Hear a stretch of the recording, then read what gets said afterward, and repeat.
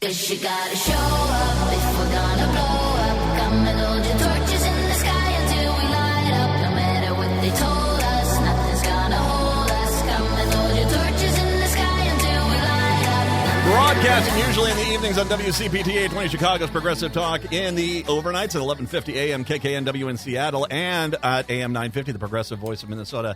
It is the Matt McNeil Show. Patti Vasquez is the exceptional host of the Patti Vasquez Show in Chicago on WCPT 820. Of course, you can hear that in the evenings here on AM 950. She is, where are you now? You're roaming around somewhere in Chicago. Where?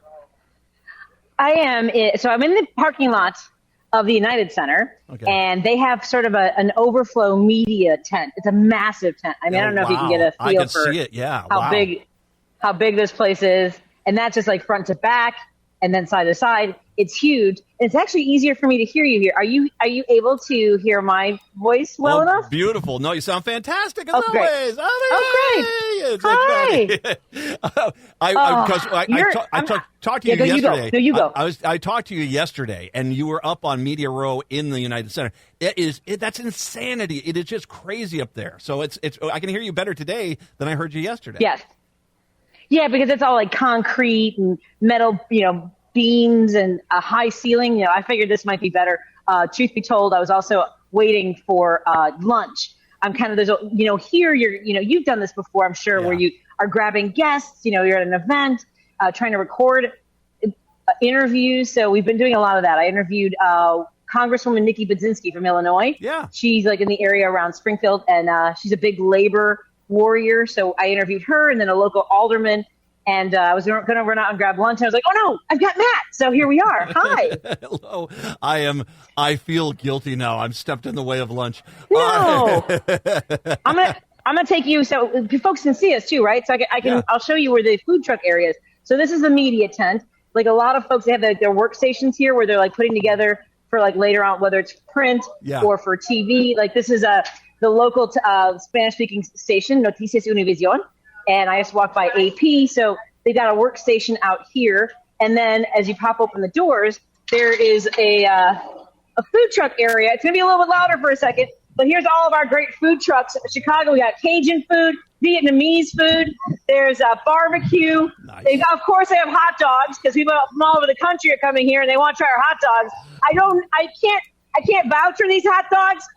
As you know, I recommend Super Dog on the Northwest Side. Yes. And the longest line, I don't know if you can see, but the longest line is for the coffee truck. That's the longest wait. And I have catfish going over at Uncle Remus's, which is amazing Southern fried food. So beautiful. I'm going to go back inside where it's quieter so you have to hear all the air conditioning out here. No problem.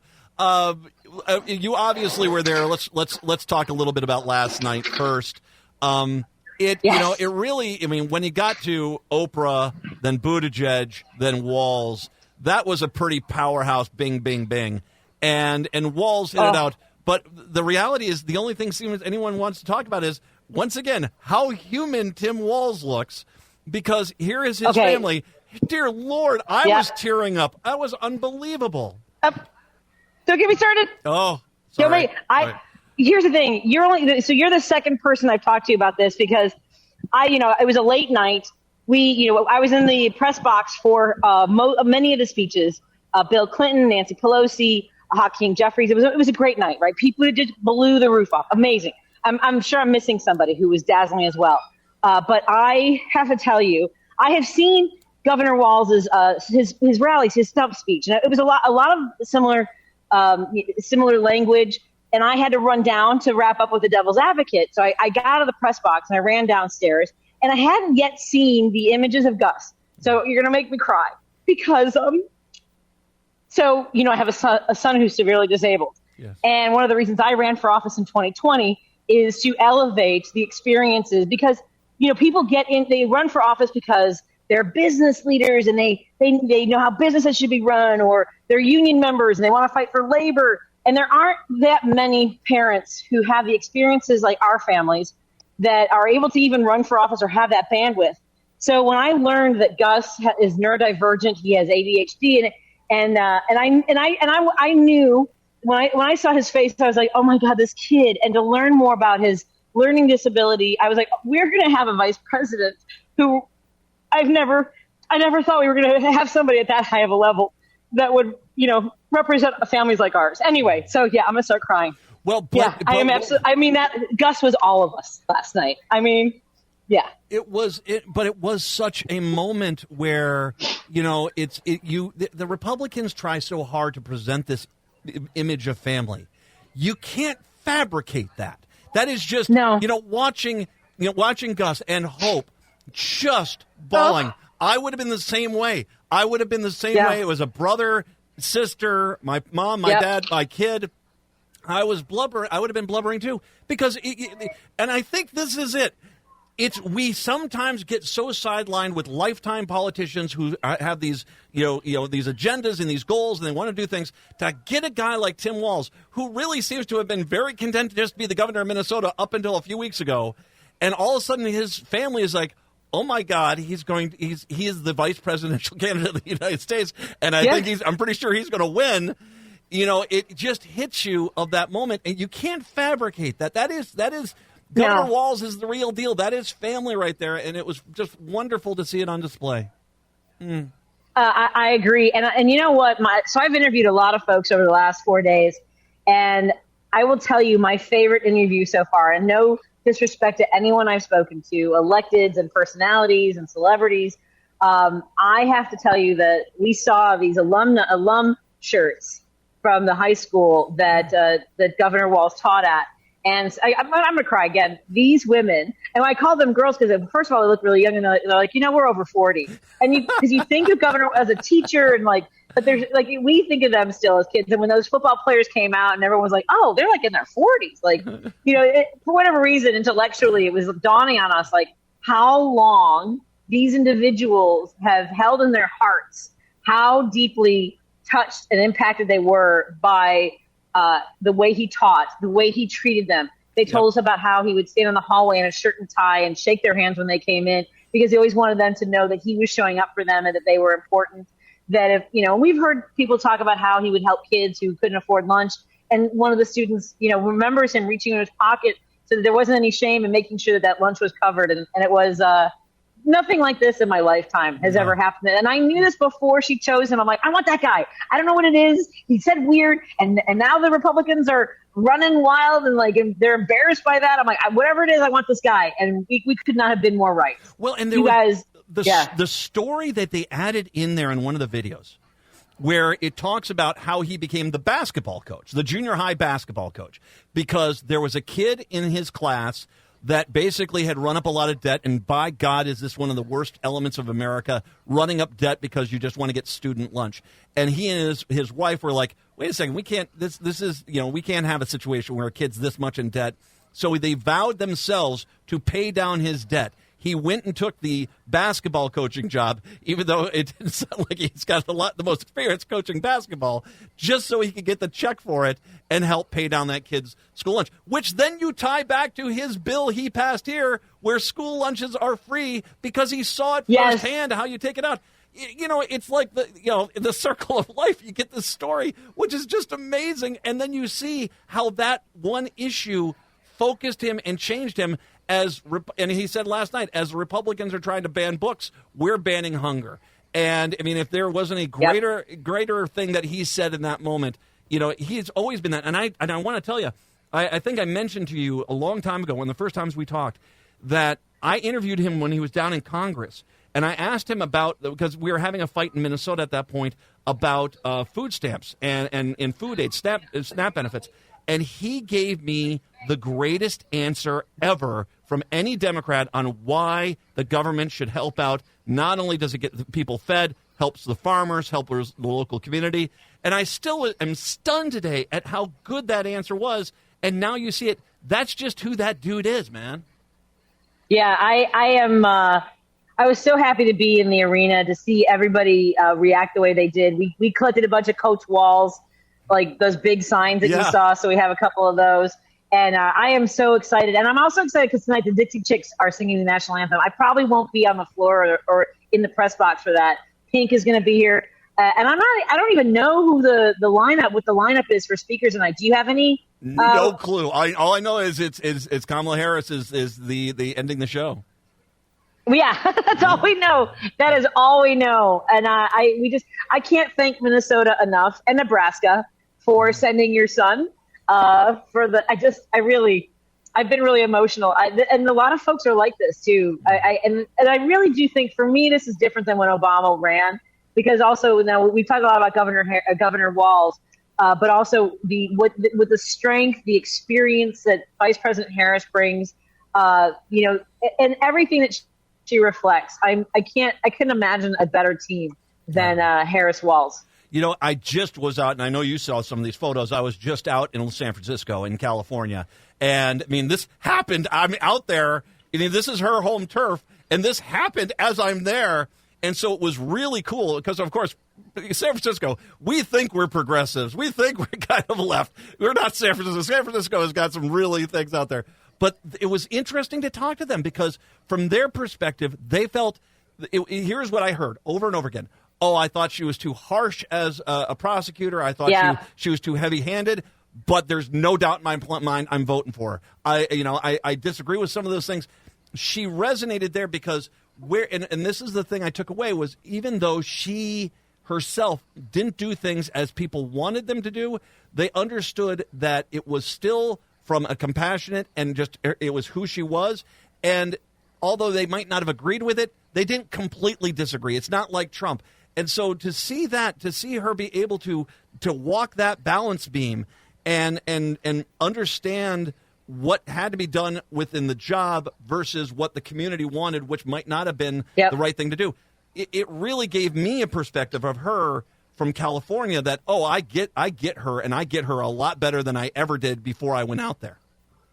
Well, I'll tell you, Matt, same thing. I remember the lingering stories from when she ran in 2020, and the housing market she talked about. It really is a career of thoughtfulness, of trying to do the right thing in the right place at the right time for everyone. Mm-hmm. And in talking to people in rural parts of California, the Republican parts of California, how much they you heard this begrudgingly. She did a pretty good job when she was the state attorney general. They felt as if she went after and did take care of things that need to get taken care of.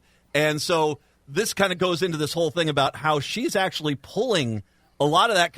There's that, especially that moderate conservative base is shifting more to the left. And this is why Republicans are having fits with her. Oh yeah. And I don't know if you've seen the video of the pillow guy getting in this argument with a kid. This is what they have really lowered themselves to, is arguing with a kid. And the thing is, I can't remember his name, but Lindell, he's Mike Lindell. No, the kid. The kid is apparently quite popular. But he was like, he kept asking him for a source, asking for a name. Lindell's like, well, there was one woman who ran, and the kid was like, name her. And he's like, well, no, someone I know. Name her. Name the person that you're talking about. Just like, and by the way, did you know you probably have talked about this? He shaved on his mustache to be incognito. No, you know what? Ugly is ugly, inside and out. You can't shave that off. You can't wash that off. It's right there. Yeah, well. Mike is just, dude, talk about football teams. You're a football team that lost a game 20 years ago, and you're still desperately trying to win it. That's all you are, Mike Lindell. And I have begged and pleaded with this guy, just apologize. You might be able to save your company. He's not listening to me. He's on his eternal quest for his mythical Sasquatch, and he still isn't convinced he saw one day, and it is kind of sad. Oh, for sure. Yeah, no doubt about that.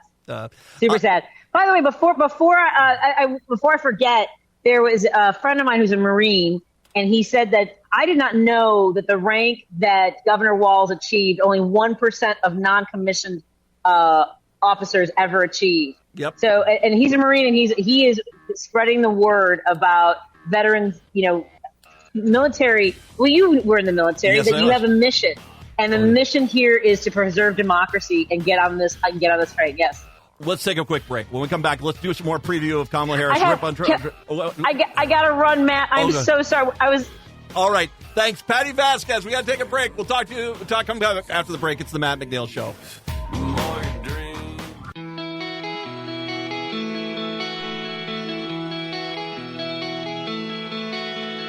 I wanna AM 950, the Progressive Voice of Minnesota, WCPP 820, Chicago's Progressive Talk, and 1150 AM KKNW in Seattle. It is the Matt McNeil Show. Patty is still there. You were kind Yes. of. I'm sorry, I did not see your note there, but we'll just make this real brief because I want to make sure. I juggled it. I texted somebody back. I left the studio. I came back to the studio. I think we're good. Hi. I'm yours. You gave me half hour last night. I'm not going to jip you. Oh no, I basically I adore you, and it's like I'll say this: my show's better when you're on. So it's stop! I've heard your show. It's not true. Oh no, you have, and you still Stop. join me. I listen to your show. Stop. Okay, what were we talking about? We were talking about let's get into Harris tonight. I think that I think one of the things that was interesting earlier this week. And thank you, by the way. Earlier this week, when they did the Milwaukee thing, you kind of got a little preview of what was coming here. And, there's a bit of joy here. Trump is just quaking at the thought of this getting far more viewers than his, God. And it's going to, just because it's building up. It's not just a convention. It is an event, as we talked about before. It's become an event. And this is, she's going to come on out. He says he's going to try to counterpoint her. The reality is I think he's realizing this is starting to become the swan song here. That this whole, the DNC, the way this thing whole played out, the break because of the Olympics, which wasn't anything planned, it happened. It's kind of set this up to where we're going into September. You got 2 months, and you're already going to be way behind by the time we get into early September. Yeah, I think that I'll tell you, I really wish I could have been in the arena the night that they were simulcasting the rally in Milwaukee, because apparently it was just masterful the way they did the count, and they cut back to Chicago and then cut back to them. I mean, like, he is losing his mind. I think that both President from former President Obama and President Clinton and Michelle Obama all captured it well about his pettiness, and you're seeing him like just spiral at these rallies that he's trying to do. And did you see like this manufactured emergency because he saw that, Vice President Harris was stopping to make sure someone was okay in the crowd, and he came off the stage to like try to from behind his bullet. And, like, here's a guy who's afraid for his life behind bulletproof glass, and he's like, stumbling down the stage to help somebody. Like, what's he going to do that the medics can't do? There's no medics there. There's nobody else that, nearby. The president. Okay, I got you. So I think moments like that show you how completely freaked out the Republicans are. And then J.D. Vance at like some donut counter acting all awkward. And I mean, they're like, once we called them weird, they got so much weirder, Matt. They do. They just are. Yes. No, and by the way, that was something Aaron Rupar, I kind of went back a little bit and forth about.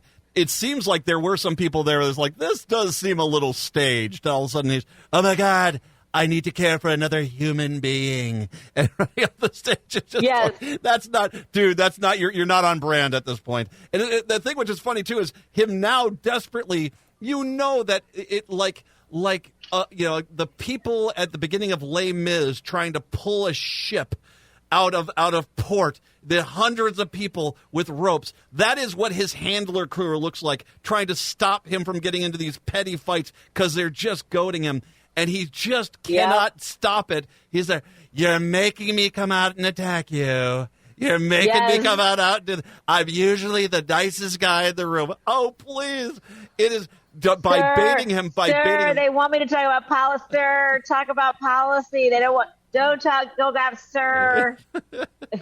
I mean, what is happening? He is. It's hysterical. Oh, he is. He just doesn't know how to do it because it's because and this just politically, you and I just because we follow politics enough.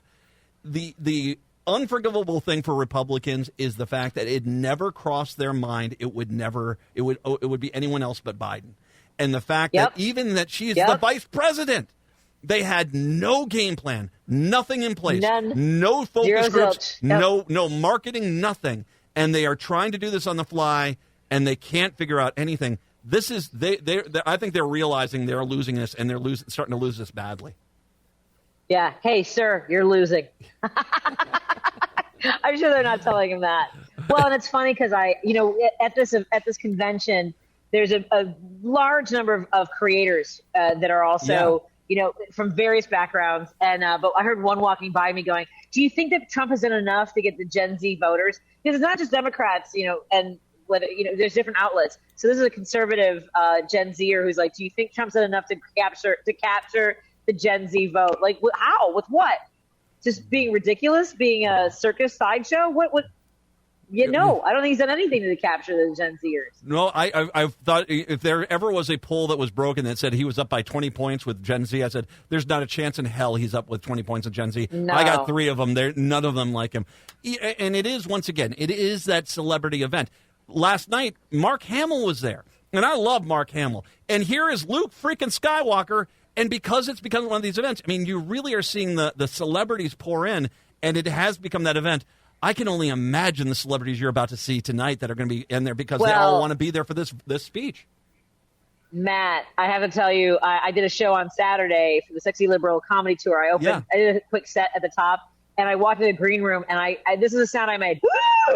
And Luke Skywalker was in the green room. I was like, what is happening? Yeah, sorry. Oh, that was a very cool, calm sound I made. Well, but I would be the same way. It's like, That was very classy. I was. Was he nice?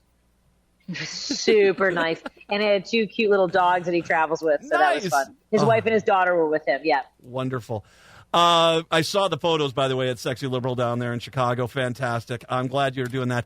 Thank you so much for covering this. Let's have you back. If I can try to get you back here next week and we can kind of recap this before we get into Labor Day, I'd love to do that, okay? Would love to. Thank you for having me. And like I said before, thank you, Minnesota. And we owe Nebraska too. Your son is amazing. We love Governor Walz. Thank you. Patti Vasquez, once again, WCPT in Chicago, 8:20 down there in the evenings, 5 to 7 on the evenings here in Minneapolis, St. Paul. You should be listening to her. She is absolutely fantastic. Patti, as always, thank you. Love you, dear. Take care. Love you. Bye, everybody. Bye-bye. Patti Vasquez, my show is better.